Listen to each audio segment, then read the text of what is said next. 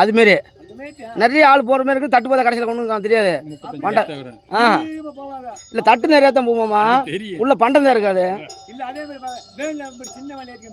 ஆமா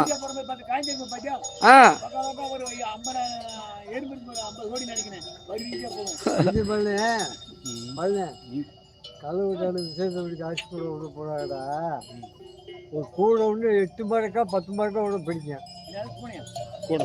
கூட ஏன்னா அரிசி கூட 8 இப்படி அரிசி தான் கிடைக்கும்.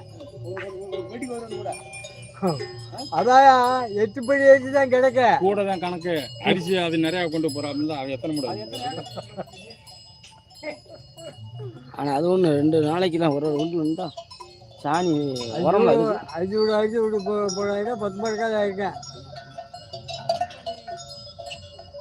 நெருக்கி நிறைய மாட்டுக்கு மணி இருக்கு. என்னவாம்மா மணி?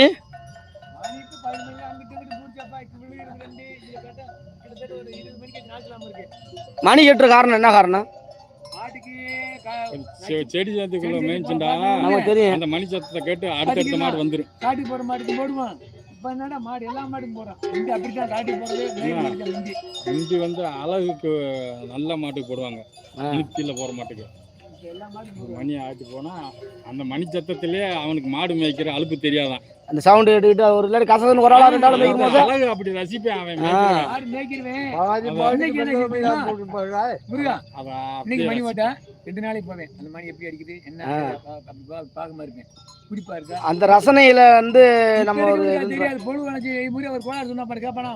மச்சான் நீ ஒரு கோளாறு சொன்ன இப்ப இருக்கு ஏன் இப்ப கேட்பானா. அவருக்கு என்ன 5000 கொடுத்து சொன்னாலும் இப்ப இருக்காரு கோளாறு சொல்லுவாங்களா. இப்படி போடா அப்படி போடான்னு சொல்லணும். அப்படி அப்ப நம்ம கேட்கணும். சொன்னாலும் அதாவது என்ன சொல்றாங்கடா, எந்த ஒரு விஷயமே இப்போ எனக்கு மாமி கூட 1000 கோளாறு சொல்லுவார். ஆனால் வந்து எனக்கா வாழ்க்கையில் என்னைக்கு நான் படுறனோ அன்னைக்கு தான் அதோடைய கோளாறுடைய மயம் தெரிஞ்சு நான் திருந்துவேன். அது வரைக்கும் நம்ம நிறந்து கொடுத்து கோளாறு தண்ணி ஊற்றுற மாதிரி தான் கிலோ தானே போகுது. அதேமாரி நம்ம வந்து இப்போ ஒரு அந்தோடைய யோசனை இருக்கிற இடத்துல இல்லாத மோசம் நம்ம எத்தனை உடைய கதையில் கோளாறு சொன்னாலும் இந்த மூளை